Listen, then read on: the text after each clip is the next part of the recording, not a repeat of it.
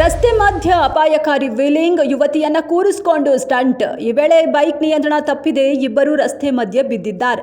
ಎದೆಜಲ್ಲೆನಿಸುವ video ನೋಡಿದ ನೆಟ್ಟಿಗರು ಇಂಥವರ ವಿರುದ್ಧ ಕ್ರಮ ಕೈಗೊಳ್ಳುವಂತೆ ಆಗ್ರಹಿಸಿದ್ದಾರೆ. ಡಿಕ್ಕಿ ಎಷ್ಟು ಪ್ರಬಲವಾಗಿತ್ತೆಂದ್ರೆ ಅವರ ಹಿಂದೆಯೇ ಬಂದ ಮತ್ತೊಂದು ಬೈಕ್ ಕೂಡ ಡಿಕ್ಕಿ ಹೊಡೆದಿದೆ. ಇದು ತಮ್ಮ ಸುರಕ್ಷತೆ ಮಾತ್ರವಲ್ಲ, ಏನು ಮಾಡದವರ ಜೀವನಕ್ಕೂ ಅಪಾಯ ತರುವಂತಹ ಹುಚ್ಚಾಟ. ಸಿಡ್ನಿ ಆಸ್ಪತ್ರೆಯಿಂದ ಡಿಸ್ಚಾರ್ಜ್ ಆದ ಕ್ರಿಕೆಟಿಗ ಶ್ರೇಯಸ್ ಅಯ್ಯರ್ ಇನ್ನು ಕೆಲ ದಿನ ಆಸ್ಟ್ರೇಲಿಯಾದಲ್ಲೇ ಇರುವ ಶ್ರೇಯಸ್. ಸಿಡ್ನಿಯಲ್ಲೇ ವೈದ್ಯರ ಜೊತೆ ಶ್ರೇಯಸ್ ಸಮಾಲೋಚನೆ ಮುಂದುವರಿಕೆ.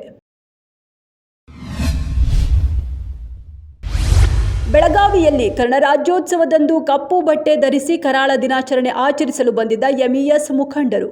ಮಾಳಮಾರುತಿ ಠಾಣೆಯ ಸಿಪಿಐ ಜಾಕೀರ್ ಪಾಷಾ ಕಾಲಿಮಿರ್ಚಿ ಸೆಲ್ಫಿ ಕ್ಲಿಕ್ಕಿಸಿಕೊಂಡು ಎಡವಟ್ಟು. ಇನ್ಸ್ಪೆಕ್ಟರ್ ವಿರುದ್ಧ ಕ್ರಮ ಕೈಗೊಳ್ಳಲಾಗುವುದು ಎಂದು ಗೃಹ ಸಚಿವ ಜಿ. ಪರಮೇಶ್ವರ್.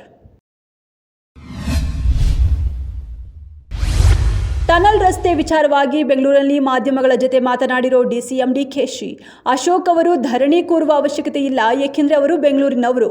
ಅವರ ನೇತೃತ್ವದಲ್ಲಿ ರಚಿಸಿದ ಸಮಿತಿಯೇ ಸರ್ಕಾರಕ್ಕೆ ಸಲಹೆ ನಿರ್ದೇಶನ ನೀಡಲಿ. ನಾವೆಲ್ಲರೂ ಒಟ್ಟಿಗೆ ಸೇರಿ ಕೆಲಸ ಮಾಡೋಣ ಎಂದ ಡಿಕೆಶಿ.